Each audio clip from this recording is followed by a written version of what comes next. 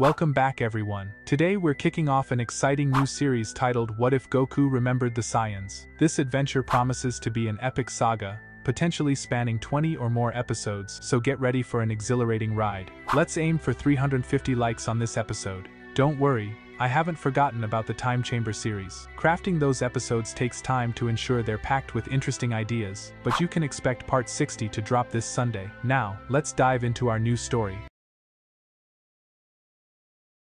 Bardock looked down at his sleeping son, Kakarot, lying peacefully before him. The betrayal by Dodoria had left him seething, and he knew that Frieza would soon move to wipe out the Saiyans. The tyrant's power was overwhelming, but Bardock couldn't just sit back and do nothing. He had to act, even if it seemed hopeless. "Where's Kakarot being sent to?" Bardock asked the attendant, lifting the infant from his crib, ready to start his son's journey. "Some planet called Earth," the Saiyan attendant replied. "It's a planet of weaklings. Even an infant Saiyan won't have trouble taking it over. I haven't put him through the programming yet, but that's next." "Do me a favor," Bardock said, handing the attendant a box. "Forget the programming, just put this in the pod with him." "What's this?" the attendant asked, eyeing the box curiously. "Some items he might find useful on his mission," Bardock explained. "There's a scouter, some training materials, and a message explaining what he needs to do." "Isn't that what the programming is for?" the attendant questioned. "Yes," Bardock admitted, "but the programming turns them into mindless drones. I want my son to be a warrior,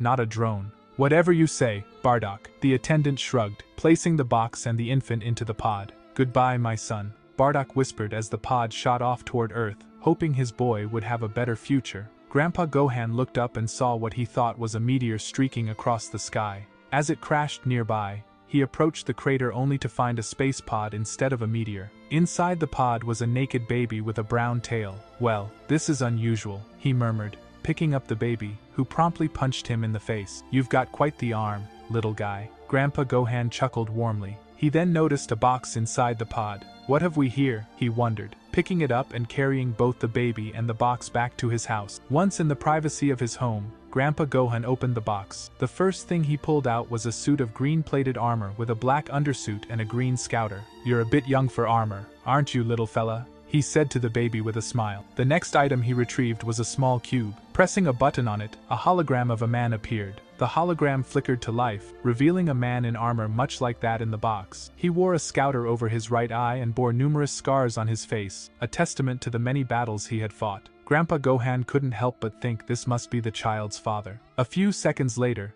the hologram began to speak. "This message is for my son, Kakarot, when he's old enough to see it," the hologram of Bardock said. "If you're watching this, it means I was unable to stop Frieza and you are likely the last Saiyan alive. You were sent to this planet to eradicate all life so it could be sold to the highest bidder. We Saiyans have served as planet brokers and slaves under Frieza for years. We are a warrior race, growing stronger after every battle. That's why Frieza decided to destroy us. But you, my son, will someday be strong enough to defeat him." Grandpa Gohan listened, eyes widening as Bardock continued. "My mission for you, Kakarot, is not to destroy life on this planet, but to protect it as you train to become strong enough to avenge our people. Seek out strong individuals on Earth. Often, you can learn much from those who seem weak. Have pride in being a Saiyan, but don't let it blind you like it has some of our race. Enclosed here is armor and a scouter for when you're old enough, as well as information about the Saiyan race. Never forget where you came from, my son. Someday, I hope you'll show Frieza what a Saiyan is truly made of." 5 years later, Grandpa Gohan ducked as the young boy in front of him threw another punch at his head. "Not quite strong enough to hit me yet, Kakarot," he teased, sending a punch back at the boy. Kakarot dodged deftly and countered with a roundhouse kick. Grandpa Gohan caught the boy's leg, using his momentum to send him flying into the bushes. Kakarot stood up, dusting off his white karate uniform. "No fair," he grumbled. "It seems like no matter what I try, I can never hit you." "You've only been training with me for a few months now," Grandpa Gohan reminded him.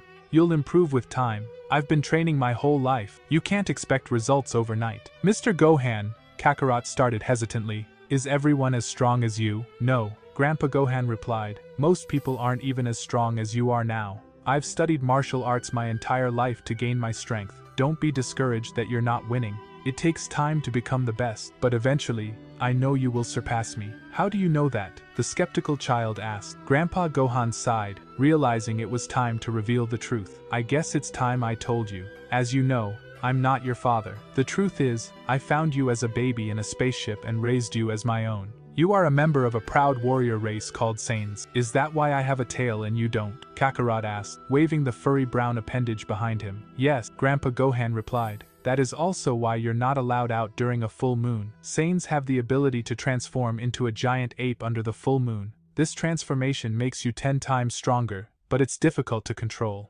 Last time you transformed, I barely managed to knock you out before you caused serious damage. Kakarot looked taken aback. This was a lot for a boy to take in at once. Grandpa Gohan knew it was overwhelming, but he felt that Kakarot had a destiny to be a great hero someday and needed to know about his heritage. Come inside. Your father left a message for you as well as details about your people and what happened to them. It's time you knew the truth. 7 years later, Kakarot threw another punch at an imaginary opponent as he continued his workout. He wore Saiyan-style armor with a black undersuit and green plating. His brown tail was wrapped neatly around his waist. Dinner's ready, Grandpa Gohan called from the house. Before he could finish, Kakarot had already sped through the door and was inhaling the food at an alarming pace. In seconds, the food was gone, and Kakarot looked up at the old man. Will you spar with me this evening? He asked eagerly. I suppose I could make time for that, Grandpa Gohan replied with a smile. Promise not to hold back this time, Kakarot asked, his eyes shining with determination. You know I could never go all out on you, Grandpa Gohan replied.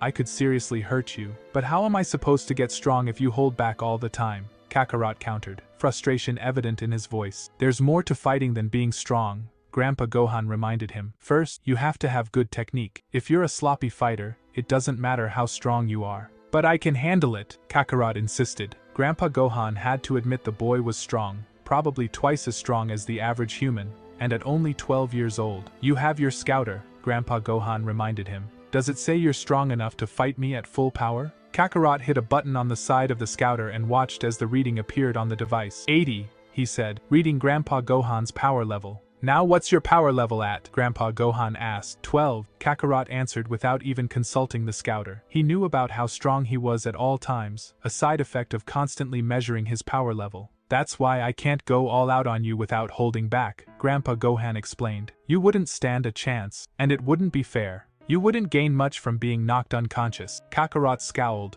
but he knew it was true. I could transform, he said, brightening up. You know that's not a solution, Grandpa Gohan said, frowning. You don't have the control to fight in that form, and what you gain in power is lost in control. Kakarot sighed deeply. He knew Grandpa Gohan was right, but it was frustrating being young and impatient. He couldn't wait to avenge his people, but he also knew he needed to learn and grow stronger before he could face a monster like Frieza. Bardak's message had mentioned his father's last known power level, 10,000. Even with such power, Bardock had feared Frieza could easily wipe out their entire race. Kakarot understood he had to be much stronger than he was now and stronger than Grandpa Gohan if he ever hoped to succeed. Let's spar already, Kakarot said, rising from the table with renewed determination. Grandpa Gohan wiped his mouth, having finished his meal at a much slower pace. All right, he said, getting up. Minutes later, the two stood outside. Grandpa Gohan wore an old martial arts uniform, while Kakarot was clad in his armor. Kakarot lunged forward first, aiming a punch at Grandpa Gohan's face. The old man quickly backflipped out of the way, then came up with a kick aimed at Kakarot's head. Kakarot knew he couldn't dodge the kick at that speed, so he crossed his arms to absorb the blow. He then swept his leg, trying to take out Grandpa Gohan's planted foot. Grandpa Gohan leaped above the kick and sent a fist flying toward Kakarot's head. Kakarot redirected the attack with minimal effort. Very good, Grandpa Gohan said, impressed. You are learning well. But before he could say more, Kakarot's fist was already heading toward his face in a counterattack. Grandpa Gohan was amazed at how quickly the boy had improved over the years. Their sparring was interrupted by a noise in the distance. A blue car stopped, and a girl with blue hair and a pink dress that said Bulma got out. If my tracker is right, the Dragon Ball should be around here, she said to herself. What are you doing here? Kakarot asked, puzzled by her sudden appearance. I'm looking for a Dragon Ball, Bulma answered honestly. What's a Dragon Ball? Kakarot asked, curiosity piqued. They look like this, Bulma said, pulling one out of her bag. The ball she held was orange with 3 red stars in the middle. This is the 3-star ball. If you collect all 7,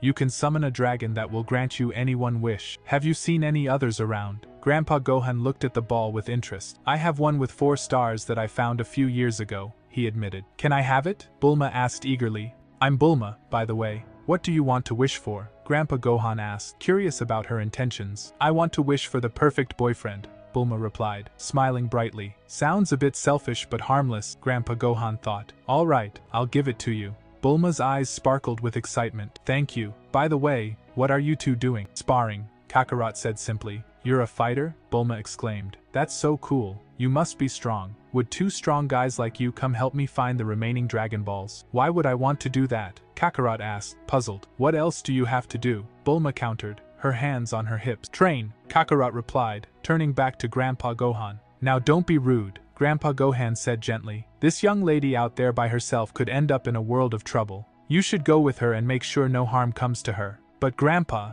Kakarot started, his voice tinged with frustration. I have training to do. Kakarot, Grandpa Gohan said firmly. What good is strength if you don't use it to help those who are weaker than yourself? Besides, the experience will be good for you. You can't spend the rest of your life in the woods training with me. Let's get started, Bulma said, getting back into the car and motioning for Kakarot to join her. With that, they drove off into the distance, looking for the next Dragon Ball and starting the adventure of a lifetime. After some time on the road, Kakarot looked puzzled as Bulma pulled the car over. Why are we stopping? He asked. I need to make a pit stop if you must know, Bulma shouted, her face turning red. All right, Kakarot said calmly. You didn't have to get that worked up. If you've got to pee, you've got to pee. I could use a stretch anyway. Traveling in this machine is kinda cramped. With that, the young Sen opened the door, got out, and started doing some simple stretches while Bulma went to the bushes to relieve herself. Kakarot, Bulma suddenly screamed. Geez, she screams a lot, Kakarot thought, covering his sensitive Sen ears. What is it? He called back. Receiving no immediate response, Kakarot wandered into the bushes where Bulma had gone. To his shock, he found her in the grip of a giant blue pterodactyl. Let her go, Kakarot said calmly, stepping forward. And why would I want to do that? The pterodactyl asked, its eyes gleaming with menace. Oh, I don't know, Kakarot replied, his voice steady. Maybe because you want to live. Funny kid. The pet pterodactyl started, but it was interrupted as Kakarot delivered a swift kick to its forehead. The young Sen didn't stop there. He pummeled the beast with several punches and kicks before grabbing its horn and snapping its neck with a powerful twist. Looks like we'll stop for dinner too, Kakarot said, dragging the pterodactyl into a clearing. You mean you're going to eat that thing? Bulma asked, her face pale with disbelief. Yes, it's food, Kakarot replied simply, and I am hungry. Do you want me to save you some? No, that's all right, Bulma said quickly. I have some food in a capsule, but I suppose we could stop for the night. Fine by me, Kakarot said, as he started to build a small fire and cook the pterodactyl. Bulma awoke the next morning and looked out the window to see Kakarot already up, doing backflips and punching and kicking the air. Wow, that kid really is amazing, she thought as she walked into the bathroom to start doing her hair. Outside, Kakarot continued his exercise, practicing the turtle combat style that Grandpa Gohan had taught him, and integrating some of the Saiyan techniques from the training materials in his space pod. Over the years, he had mastered most of the basic moves of the Saiyan fighting style and had become fluent in the Saiyan language. Several minutes later, the young Sen decided to halt his exercises to concentrate on something more challenging. He looked over the material his father had left for him, particularly the section about harnessing his energy. He'd been practicing this for years, even though Grandpa Gohan had advised him to crawl before he could walk. Kakarot was determined. He knew that most Saiyan warriors could harness their energy for various attacks. Grandpa Gohan had mentioned energy techniques but refused to teach him any until he was ready. Kakarot knew he needed to master this skill to become a formidable warrior. So far, he'd come close to harnessing his energy but hadn't yet succeeded. Closing his eyes, he scrunched his face in concentration, focusing on clearing his mind to bring out his energy. Several minutes later, a small white light appeared in his hands, and he grinned as he continued to hold the energy. That's a neat trick, a voice said from behind him, causing Kakarot to lose his concentration and drop his hold on the energy. And you are? Kakarot asked, turning around and taking a fighting stance, only to find himself facing a turtle. I'm a lost turtle, the turtle replied. I go by Turtle. I got into a foot race with a hare and managed to lose my way. I could use a ride back to the sea. And I could use some peace and quiet to train, Kakarot said, turning his back. You're lucky I already ate breakfast, or you'd be breakfast. I can help you train, Turtle said, changing his strategy. Sympathy wasn't getting him anywhere, so he decided to change tactics. Kakarot hit a button on his scouter, and the device beeped. Jawan Luwawan, he laughed, reading the scouter. You're so pathetically weak, how could you help me train? Well, I may not be that strong, Turtle said, but I do weigh quite a bit. You could get a good workout if you carried me to the sea, and besides, surely my master would reward you if you returned me to him. All right, Kakarot said, intrigued by the idea of getting stronger. I'll go get Bulma. Kakarot walked into the capsule house that Bulma insisted on sleeping in, finding her still doing her hair. We're leaving, but I'm not ready yet, she replied. Looking good when you find the Dragon Balls is just as important as finding the Dragon Balls. You're joking, Kakarot said. You've been doing your hair for the last 2 hours. If it's not good by now, it never will be. Alright then, fine, Bulma said, capitulating as she packed up the house capsule and got into her capsule car. Aren't you getting in? I think I'll run, Kakarot replied. And we're taking a detour to the sea. What? We don't have time for that, Bulma protested. Sure we do, Kakarot said, grabbing the Dragon Ball radar. There's a Dragon Ball toward where the sea is anyway, and I'd rather run than spend all day riding in that stupid car of yours. Besides, I'm pretty fast. Oh, alright, Bulma conceded, realizing she might need the young Sen's help if she encountered any dangers in the wild. Stop! A voice commanded as Kakarot carried Turtle on his back and Bulma drove behind him. Kakarot turned to see a giant orange bear with a mohawk, dressed in strange samurai armor and wielding a sword. Give me the Turtle, and I'll let you live, the bear growled. Kakarot hit the button on his scouter. 6, he laughed. What makes you think I need to listen to someone as weak as you? Weak? The giant replied. You're one to talk, little one. You'll pay for that, Kakarot said, taking a fighting stance. I'm sure, the giant said, drawing his sword and swinging it at Kakarot. The young Saiyan leaned his head slightly to the right, causing the blade to miss by mere inches. Enough of this game, Kakarot declared, launching off his right foot and landing a powerful fist in the giant's stomach, causing him to double over in pain. He followed up with a knee to the chin, toppling the beast and leaving him unconscious. Kakarot picked Turtle back up and continued toward the sea. Let's get moving, he said to Bulma. Sometime later, the three arrived at the ocean. Thank you so much, Turtle said. If you'll wait here, I'll go get my master, and he will surely reward you. Fine, Kakarot said, sitting cross-legged and focusing on bringing out his energy once again. What, you're just going to sit there? Bulma asked. I'm concentrating, if you haven't noticed, Kakarot replied with his eyes closed, forming energy in his hands much easier than before and holding it. Wow, Bulma said, amazed. How do you do that? It's energy manipulation, Kakarot replied. It's not too hard of a trick, he continued, lying slightly. In fact, it had taken him the last several years to master the technique. He'd been practicing it since he first read about it in the material his father left. Most Sens learn it when they are fairly young. I should have it mastered fairly soon, then I can work on making it useful. That's it for this episode, guys. If you've watched to the end, then that may be an indication that you enjoy the episode, so please drop a like so the video could reach more people. See you in the next episode, take care.